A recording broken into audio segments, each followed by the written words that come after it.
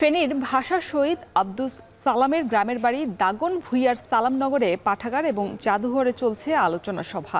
সেখান থেকে যুক্ত হয়েছেন সহকর্মী সোলাইমান ডালিম। ডালিম, ভাষা দিবসের আয়োজন সেখানে কেমন দেখছেন, বিস্তারিত জানাবেন।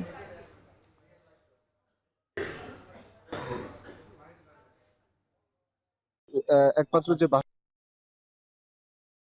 সালামনগরে রয়েছে, এখানে যে সালামনগর স্মৃতি জাদুঘর এবং যে পাঠাগার রয়েছে, সেখানে জেলা প্রশাসন এবং উপজেলা প্রশাসনের আয়োজনে একটি আলোচনা সভা এবং সাংস্কৃতিক অনুষ্ঠানের আয়োজন করা হয়েছে। এখানে জেলা প্রশাসনের জেলা প্রশাসক, পুলিশ সুপার এবং অন্যান্য যে কর্মকর্তা রয়েছেন তারা কিন্তু উপস্থিত রয়েছেন। এই আয়োজনকে ঘিরে কিন্তু এখানে আজকে যে পরিস্থিতি, এখানে একটি উৎসবমুখর পরিবেশ বিরাজ করছে।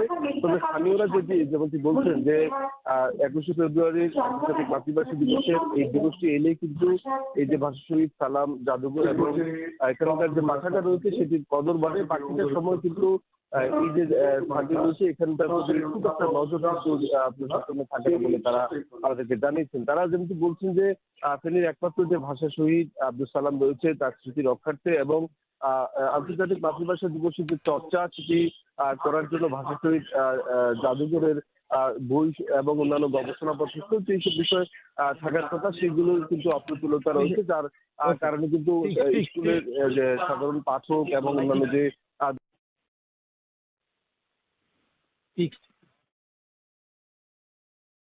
তবে 21শে ফেব্রুয়ারিকে কেন্দ্র করেই এখানে কিন্তু যত আয়োজন আমরা চোখে পড়ে আমরা দেখেছি। এই ছিল ফেনীর সালামনগর থেকে আমাদের কাছে ফেনীর আন্তর্জাতিক ভাষা দিবসের আজকের আয়োজনের সর্বশেষ। ফেনীতে শহীদ দিবসের আয়োজন নিয়ে বিস্তারিত জানাচ্ছিলেন সোলাইমান ডালিম। এদিকে ভাষার মাসে নরসিংদীতে শুরু হয়েছে সপ্তাহব্যাপী বইমেলা। এ বিষয়ে বিস্তারিত জানাতে শহরের রেলওয়ে স্টেশন সংলগ্ন পৌর পার্ক থেকে যুক্ত হয়েছেন রাকিবুল ইসলাম। রাকিব, বইমেলার আয়োজন কেমন দেখছেন? যারা আসছেন, ভিড় করছেন, সেই ভিড় সমর্থকরা কেমন দেখছেন, কি বলছেন তারা?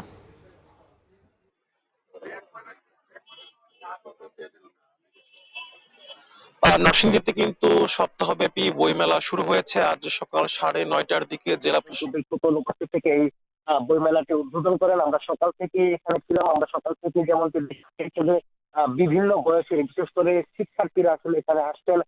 তারা তাদের পছন্দ মতো বইগুলো বাছাই করছেন, তারা আসলে বইগুলো দেখছেন, নতুন বই, নতুন বর্ণমালার গান তারা নিচ্ছেন। আমি এখন এখানে রয়েছি। বেলা যত বাড়ছে, অর্থাৎ বেলা যত সকাল থেকে গড়িয়ে দুপুরের দিকে যাচ্ছে থেকে ততই কিন্তু আসলে এই বইমেলা জনসমাগম হয়ে উঠছে। বেশ কয়েকজন দর্শনার্থী ক্রেতার সাথে আমি কথা বলেছি, তারা যেমনটি বলছিলেন যে যদিও এখনো পর্যন্ত বইমেলা একেবারেই পুরোপুরি ভাবে জমে ওঠেনি, তবে আরো আজ বিকাল নাগাদ আসলে এই বইমেলা পুরোপুরি ভাবে জমে ওঠার সম্ভাবনা রয়েছে। এবং এই স্টল যেগুলো রয়েছে, স্টল গুলোতে আমি আসলে ঘুরে দেখেছি। স্টল গুলোতে আমরা দেখেছি যে কথাসাহিত্যিক হুমায়ুন আহমেদ, বুদ্ধদেব বসু, রবীন্দ্রনাথ ঠাকুর, কাজী নজরুল সহ অর্থাৎ আধুনিক যুগের আরো বিভিন্ন কবি সাহিত্যিক যারা রয়েছেন সকলেরই আসলে বই স্থান পেয়েছে। এখানকার শিক্ষার্থী, অভিভাবক এবং এই নরসিংদীর রাজনীতিবিদ এবং সংস্কৃতি কর্মী সকলেই আসলে এই বই মেলাকে উদ্দেশ্য করে এই নরসিংদী পৌর পার্কে তারা জড়ো হয়েছেন।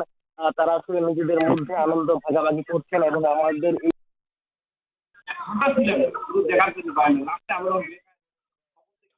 মাস, আমাদের যে বর্ণমালা, বিগত সময়ের আমাদের যে ত্যাগ, এইগুলো নিয়ে আসলে আলোচনা করছেন। তো বইমেলা এখন একেবারেই জমজমাট রয়েছে। এই জমজমাট অবস্থা সন্ধ্যা পর্যন্ত থাকার কথা রয়েছে এবং আগামী 28 ফেব্রুয়ারি পর্যন্ত এই বইমেলা চলার কথা রয়েছে, প্রতিদিন সকাল 9টা থেকে রাত 8টা অবধি। এই ছিল নরসিংদী থেকে আমার কাছে সবশেষ।